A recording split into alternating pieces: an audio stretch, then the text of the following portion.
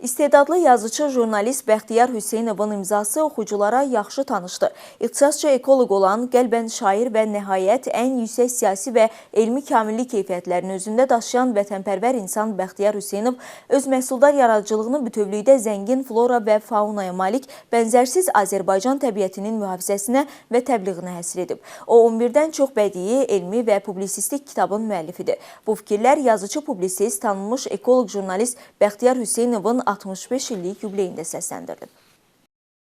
Təbiət fədaisi Bəxtiyar Hüseynovun 65 illik yubileyində bir saylı Regional Ekologiya və Təbii Sərvətlər İdarəsinin kollektivi, Nazirliyin yerli qurumlarının rəhbərləri, ictimaiyyət nümayəndələri və yazıçılar iştirak edirdilər. Yubiley mərasimində çıxış edənlər bildirdilər ki, Bəxtiyar Hüseynov 21 illik ekoloji fəaliyyəti dövründə Azərbaycan ekologiyasının problemlərindən, təbiətin qorunmasından, yaşıllaşdırma sahəsində ölkədə görülən işlərdən, təbiətimizə qarşı erməni vandallarının həyata keçirdiyi ekoloji genosiddən kütləvi informasiya vasitələrində mütəmadi məqalə və publisistik yazılarla çıxış edib. Tanınmış ekoloq təkcə Nazirliyin ictimai həyatında yox, bölgənin ictimai-siyasi həyatında da çox fəal mövqeyi və fəaliyyəti ilə seçilib. Bugün hər hansı ekoloji problemin işıqlandırılmasında və həmin problemlərin həlli yollarının göstərilməsində artıq çox məlumatlı, savadlı, ekoloji ekspert kimi çıxış edir və ona məhz media mənsubları ekspert kimi müraciət edirlər. Onun bir yazısı, publisist, ekoloq, jurnalist kimi qələmə aldığı Heydər Əliyev Azərbaycan təbiəti, Yaşıl Dünya naminə, Qarabağın təbiəti və ekologiyası,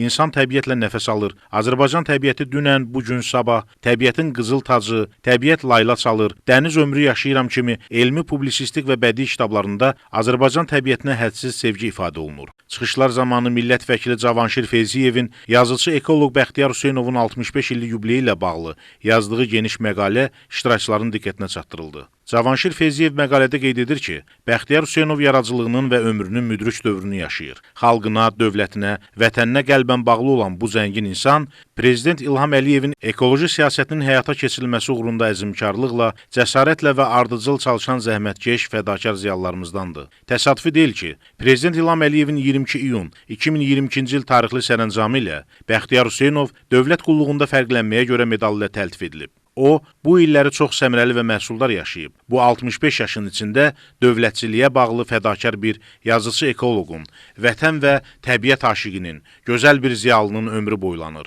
Öz qələminlə, əməlinlə inanırıq ki, dövlətimizə, təbiətimizə yeni-yeni töhfələr verəcəksən. Bugün Bəxtiyar müəllimin 65 illiyidir.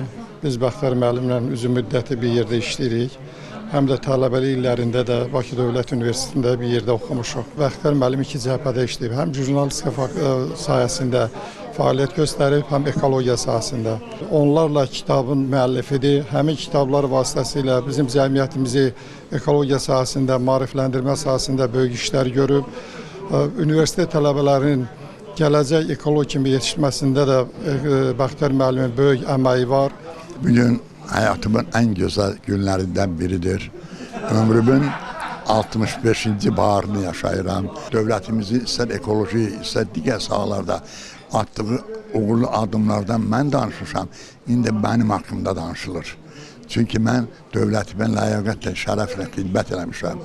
Mən ümumi lider Heydər Əliyevin Azərbaycan təbiəti haqqında qoyduğu mənəvi irsi ləyaqətlə davam eləmişəm. Onu təbliğ eləmişəm. Bugün Azərbaycan Respublikası Prezidentinin ekoloji siyasetine uğurla təbliğ edirəm və bundan sonra da edəcəyim. Bəxtiyar Hüseynovun məqalələri, publisistik qeydləri bir çox media mükafatlarına layiq görülüb. O, Azərbaycan Yazıçılar Birliyinin və Azərbaycan Jurnalistlər Birliyinin üzvü Qızıl Qələm Media mükafatı laureatıdır. Bəxtiyar Hüseynov Ekologiya və Təbii Sərvətlər Nazirliyinin keçirdiyi ən yaxşı yazı müsabiqələrinin dəfələrlə qalibi olub. Tanınmış ekoloq Praqanın Karlova Universitetinin fəxri diplomuna, Çexiyanın Azərbaycandakı səfirliyinin təşəkkür məktublarına layiq görülüb. O, Cənub bölgəsində ilk dəfə salınan Dəmirağacı Parkının təşəbbüskarıdır. Onun COP29 beynəlxalq sammitinə həsr etdiyi Yaşıl Dünya naminə adlı kitabı bu mövzuda respublikada diqqəti cəlb edən ilk kitab idi.